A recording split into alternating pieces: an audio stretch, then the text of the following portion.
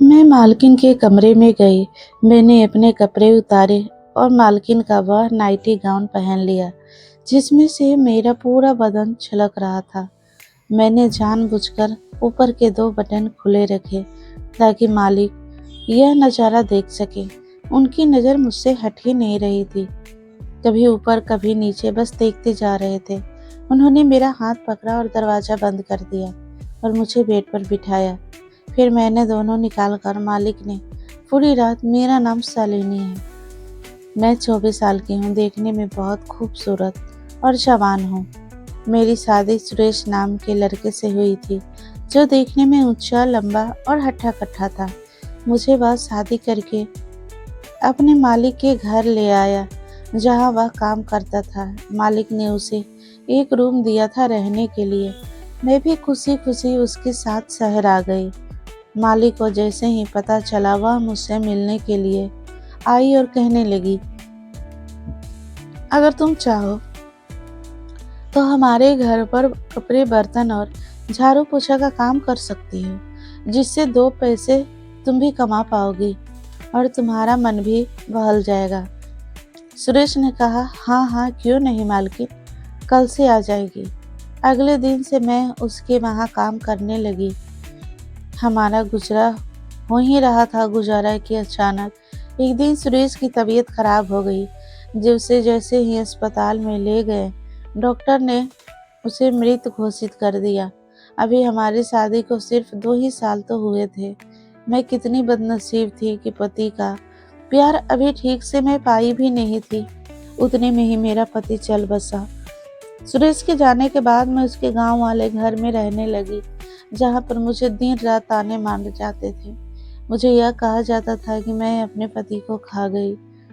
मैं उनके ताने सह नहीं पा रही थी, लेकिन मैं करती क्या। मेरा नसीब में तो अब बस यही सब लिखा था। मुझे न मायके वाले रखना चाहते थे, न ही ससुराल वाले। एक दिन अचानक ही मालकिन का फोन आया और वह कहने लगी कि सालू, तुम्हारे साथ बहुत बुरा हुआ।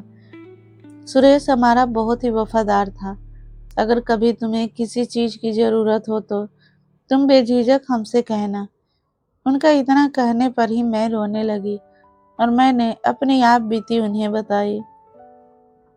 मैंने कहा, सुरेश के जाने पर गम मुझे भी है, लेकिन यह दुनिया तो जैसे मुझे ही उसका कातिल समझ रही है। ससुराल में मुझे रात दिन ताने दिए जाते थे। मैं थक चुकी थी। कभी कभी लगता है कि मैं कुछ कर बैठूं। तो मालिक कहने लगी, मालकिन, अरे ऐसा क्यों कह रही हो? एक काम क्यों नहीं करती तुम?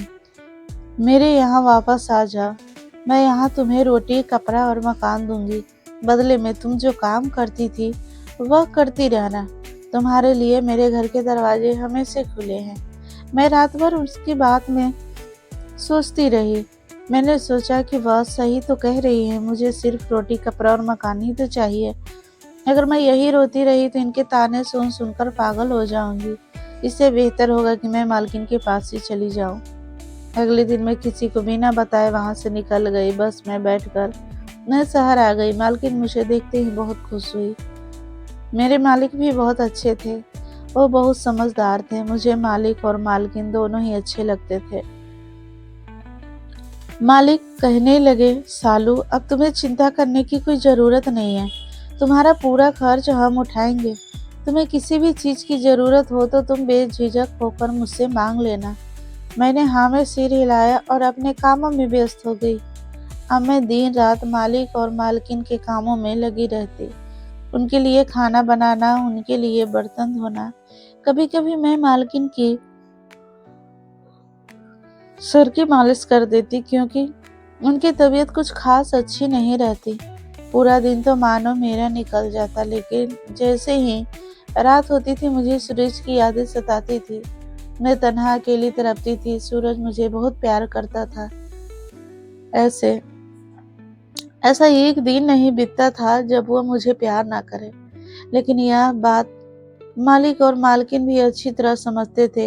एक दिन मुझे मालकिन कहने लगी कि तुम यही क्यों नहीं सो जाती? यहाँ भी इतने सारे कमरे हैं। मैंने कहा, नहीं मालकिन, वैसे ही आपके इतने सारे उपकार हैं मुझ पर और कितना करेंगी आप मेरे लिए? तो कहने लगी, अरे पागल, तू मेरी छोटी बहन की तरह है। आज से तू किचन के पास वाले कमरे में सो जाया कर। मैंने उनकी बात मान ली। एक दिन अचानक मुझे बहुत प्यास लगी तो मैं किचन में पानी पीने के लिए चली गई। किचन के बगल वाला कमरा मालिक और मालकिन का था। मैं पानी पीकर जैसे ही लौट रही थी, उनके कमरे से बहुत अजीब सी आवाजें आ रही थी।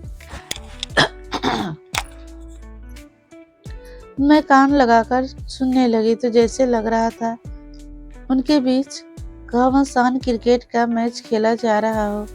मालकिन कह रही थी, अब बस भी करो, मैं एक बार औरत हूँ, एक बीमार औरत हूँ, फिर भी तुम मुझसे इतना क्यों सता रहे हो? फिर मालिक और मालकिन के बीच झगड़ा शुरू हो गया। अचानक वो लोग लड़ने लगे। मालिक गुस्से में कमरे से बाहर आ गए और उन्होंने मुझे देख लिया। वो जान चुके थे कि अंदर की सारी बातें मैंने सुन ली है। फिर वह वहां से चले गए। मैंने अंदर झांक कर देखा तो मालकिन दर्द से रो रही थी। मैंने सोचा कि तबीयत के बीच की बात है, दोनों की, पति पत्नी की। मुझे इसमें नहीं पड़ना चाहिए और मैं अपने कमरे में चली गई।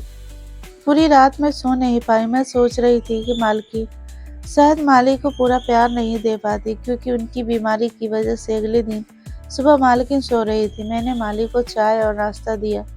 मालिक कहने लगे, सालू, वो रात को तो मैंने कही नहीं, कोई बात नहीं मालिक, मैं समझती हूँ। मेरा इतना कहने भर से मालिक मुझे अपनी अजीब नजरों से देख रहे थे, जैसा आज से पहले उन्होंने कभी नहीं देखा था। मालिक मुझसे पूछने लगे, क्या तुम्हें सुरेश की याद नहीं आती?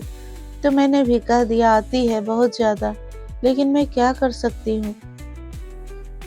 मालिक ने मेरी पीठ सहलाई और मुझसे कहा, कोई बात नहीं, मैं हूँ। उनका छूना मुझे अलग सा लगा और उस दिन के बाद से मालिक का मुझे देखने का नजरिया पूरी तरीके से बदल गया।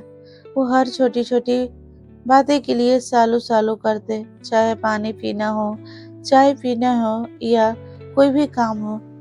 वो बस मुझे अपने पास रखना चाहते। मुझे भी उनका काम करना अच्छा लगता था। एक दिन मालिक को पिता चल बसे तो उन्हें वहां जाना पड़ा। वह मुझसे कहने लगे, सालू, मैं अब 10 से 15 दिन वहीं रहूंगी, तुम पूरा घर संभाल लोगी ना? मैंने कहा, हाँ मालकिन, आप घर की बिल्कुल चिंता मत करिए। फिर मालिक और मालकिन दोनों ही निकल गए। फिर शाम होते ही मालिक लौट आए। मैं उन्हें चाय देने के लिए उनके कमरे में गई। मैंने कहा, मालिक चाय लीजिए, तो वह मेरी ओर देखने लगे और कहने लगे, लेकिन मुझे तो दूध पीना है। मैं थोड़ी चौंक गई कि मालिक यह क्या कह रहे हैं, और फिर वह मेरी तरफ देखकर मुस्कुराए और कहने लगे, आज के बाद से मैं चाय नहीं, सिर्फ दूध पीऊंगा। मैंने कहा, ठीक है। मुझे अंदर से इतनी शर्म क्यों आ रही थी पता नहीं, लेकिन मालिक की वह मुस्कान बहुत अजीब थी। जो भी हो, लेकिन सच्चाई यह थी कि अब पूरा 15 दिन तक घर में मालिक और मैं अकेले थे। रात में हमने साथ खाना खाया और खाना खाने के बाद कुछ देर ऐसे ही अकेले बैठे थे। तभी मालिक कहने लगे, उस रात तुम हमारे कमरे के बाहर क्या सुन रही थी? तो मैंने घबरा कर कहा, तुम भी तो?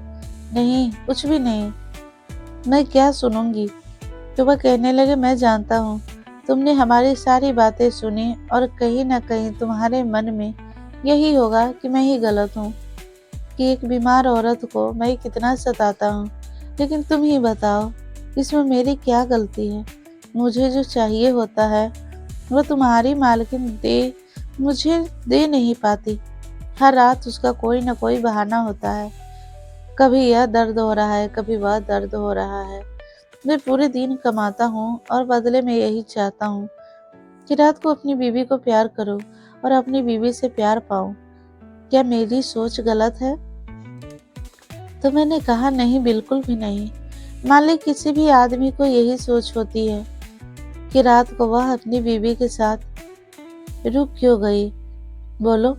मुझे शर्म आ रही थी यह सब बातें करते हुए, लेकिन मालिक बिल्कुल खुलकर बातें कर रहे थे। वह कहने लगे, अब तुम ही बताओ, तुम भी इतनी जवान हो, खूबसूरत हो, और इतनी भरी जवानी में सुरेश तुम्हें छोड़कर चला गया। क्या तुम्हें प्यार की जरूरत महसूस नहीं होती? क्या तुम नहीं तड़पती प्यार के लिए? मेरा दिल जोरों से धड़कने लगा कि मालिक क्या कह रहे हैं। बोलो सालू, तुम चुप क्यों हो? फिर मैं भी मालिक के आगे खुली किताब की तरह खुल गई।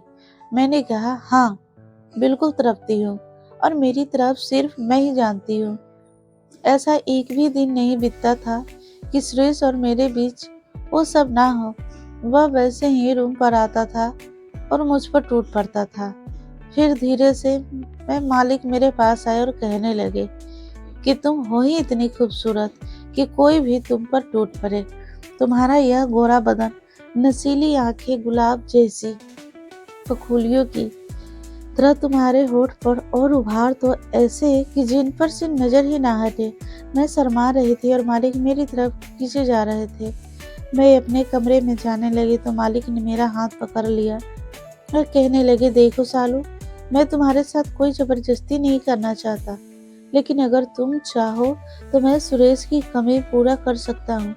बदले में तुम भी मुझे वह प्यार देना जो तुम्हारी मालकिन मुझे नहीं दे पाती। अगर तुम्हारी हाँ है तो ठीक है, वरना कोई बात नहीं। मैं बस इतना चाहता हूँ कि तुम्हारे अंदर जो आग लगी है, मैं उसे शांत करूँ।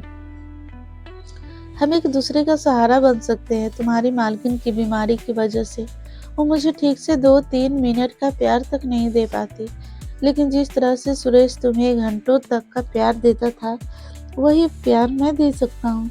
इतना कहकर मालिक अपने कमरे में चले गए। फिर मैं भी एक गहरी सोच में चली गई। मैंने सोचा कि आखिर मालिक गलत ही क्या कह रहे हैं। वैसे भी अभी मेरी भरी जवानी है, मेरी उम्र ही क्या है, और मेरी दूसरी शादी तो कभी नहीं होगी। तो आखिर मैं क्यों तड़पती रहूं? मुझे भी तो कोई प्यार करने वाला चाहिए, और वह प्यार अगर मुझे मालिक से मिल रहा है, इसमें बुरा क्या है? और सही रही मालकिन की बात, तो मैं देखा है वह खुद मालिक से दूर भागती है। उसकी बीमारी शरीर मालिक के प्यार को बर्दाश्त नहीं कर पाता है, और अगर मालकिन को यह सब सही नहीं लगा तो वह खुद आकर मुझसे कह देंगी, वह मेरे ही थोड़ी ना गई है, मालिक और मुझे इतने बड़े घर में अकेला छोड़कर। जो भी हो, लेकिन अब मैं अपनी भावनाओं को नहीं रोकूंगी और मालिक को निराश नहीं करूंगी। मैं मालकिन के कमरे में गई। मैंने अपने कपड़े उतारे और मालकिन का वो नाइटी गाउन पहन लिया जिसमें मेरा पूरा बदन झलक रहा था। मैंने जानबूझकर ऊपर के 2 बटन खुले रखे ताकि मालिक यह नज़ारा देख सके। मैं बहुत ही अच्छे से तैयार हो गई, और जैसे मालिक को पसंद था वैसे ही मैं आज की रात मालिक के लिए यादगार बनाना चाहती थी। बस क्या था फिर। मैं जैसे ही मालिक के कमरे में गई तो मालिक मुझे देखते ही जा रहे थे। उनकी नज़र मुझसे हट ही नहीं रही थी, कभी ऊपर कभी नीचे, बस देखते जा रहे थे। उन्होंने मेरा हाथ पकड़ा और दरवाज़ा बंद कर दिया और मुझे बेड पर बिठाया। फिर मालिक ने कहा, रुको, मैं तुम्हारे लिए एक तोहफा लाया हूँ। फिर उन्होंने मुझे सोने की अंगूठी पहनाई। मेरी तो खुशी का ठिकाना ही नहीं था। मैंने कभी अपनी ज़िंदगी में सोने की अंगूठी नहीं पहनी थी, और उसी खुशी में मैं मालिक के गले लग गई। मालिक ने भी मुझे अपनी बाहों में कसकर पकड़ लिया। उसके बाद हम दोनों प्रेम के सागर में डूबते चले गए। लगभग 35 मिनट तक प्यार का गोता लगाने के बाद हम दोनों बाहर आ गए। मैंने मालिक से कहा कि आज बहुत दिनों बाद सुकून मिला है। काश हम दोनों ऐसे ही प्यार में गोते लगाते रहते तो कितना अच्छा होता। मालिक कहने लगे, आज के बाद से हम दोनों इस सागर में ऐसे ही गोते लगाते रहेंगे। यह मेरा वादा है तुमसे। सच कहूँ तो मुझे मालिक से इतना प्यार मिला जितना प्यार मुझे कभी सुरेश से भी नहीं मिला था। मैं बहुत खुश थी और मालिक भी। मालिक के चेहरे से साफ पता चल रहा था वह कितने खुश हैं। फिर रोज रात को लगातार 15 दिनों तक हमने क्रिकेट खेला। उसके बाद मालकिन भी वापस आ गई, लेकिन मालकिन सब जानती थी। मालिक ने अपना कमरा अलग कर लिया और वह खुद मुझे मालिक की सेवा में भेज देती और कहती, उनका ख्याल रखना। बस हम तीनों खुश थे, मालिक, मालकिन और मैं। तो दोस्तों, कैसी लगी आपको यह कहानी? मुझे कमेंट करके ज़रूर बताइए। अगर अच्छी लगी हो तो प्लीज़ लाइक कीजिए, शेयर कीजिए और सब्सक्राइब करना ना भूलें। धन्यवाद और हाँ दोस्तों, हाई बटन ज़रूर दबाना।